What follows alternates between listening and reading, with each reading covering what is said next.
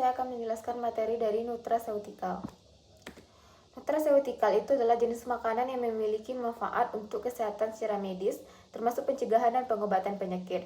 Istilah ini sudah ada sejak tahun 1980-an oleh Stephen D. Phillips, MD, pendiri dari Ketua Foundation for Innovation in Medicine.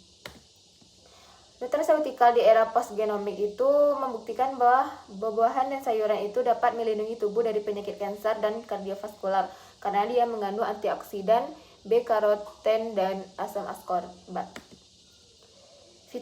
Fitokimia merupakan bahan kimia kompleks yang ditemukan di dalam tanaman, terutama buah-buahan dan sayuran. Karena fitokimia yang memiliki khasiat antioksidan cenderung berwarna terang karena mengandung kromofor.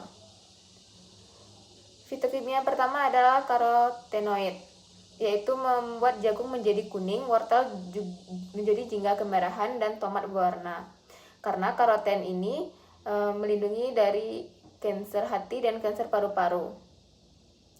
Terus ada beta-karoten, dan alfa-karoten. Kalau beta-karoten dapat diubah menjadi vitamin A, yaitu retinol, oleh tubuh untuk kesehatan mata, sistem imun, kulit, dan selaput lendir. Kalau alfa-karoten adalah sejenis senyawa di dalam buah-buahan dan sayur berwarna. Yang kedua ada likopen, yaitu bahan kimia yang disintesis oleh tanaman dan mikroorganisme. Dan likopen memiliki kemampuan mengikat oksigen bebas 2 kali lipat dari kemampuan dari beta-karoten dan 10 kali lipat dari kemampuan beta-tokoferol. Yang terakhir ada lutein dan zeaxanthin. Kalau lutein itu adalah suatu xanthofil dan satu dari 600 karotenoid yang ada di dalam sayuran. Digunakan sebagai antioksidan dan berperan sebagai nutrisi mata. Kalau zeaxanthin adalah satu karotenoid alkohol paling sering ditemukan di alam dan berperan dalam melawan radikal bebas. Terus selanjutnya adalah karotenoid. Tadi ada pembagiannya, yaitu astaxanthin. Tidak diubah menjadi vitamin A di dalam tubuh manusia, melainkan digunakan untuk membantu mengatasi penyakit degenerasi manula, nyeri otot, rheumatoid arthritis, kulit keriput, dan kerusakan kulit akibat paparan sinar ultraviolet. Terapi dengan antioksidan. Antioksidan merupakan senyawa yang dapat memperlambat atau mencegah kerusakan akibat radikal bebas. Jenis-jenis produk bahan alam yang digunakan sebagai nutraceutikal. Yang pertama ada produk bahan alam yang standarisasi dengan kemampuan dan marker yang telah diketahui. Yang kedua, produk bahan alam yang telah diketahui juga namun belum ada standarisasi.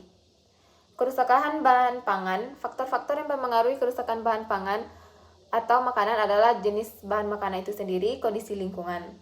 Tanda-tanda kerusakan: tekstur dari keras menjadi lunak, tekstur dari lunak menjadi keras, tekstur dari kental menjadi encer, rasa dan aroma yang menyimpang, kenampakan secara visual menyimpang. Klasifikasi bahan pangan. Bahan pangan mudah rusak, contohnya susu. Bahan pangan agak mudah rusak, contohnya buah-buahan dan sayuran. Bahan pangan tidak mudah rusak, contohnya adalah sereal dan kacang-kacangan. Jenis kerusakan yaitu mikrobiologis, mekanis, fisik, kimia, dan biologis. Mencegah kerusakan bahan pangan.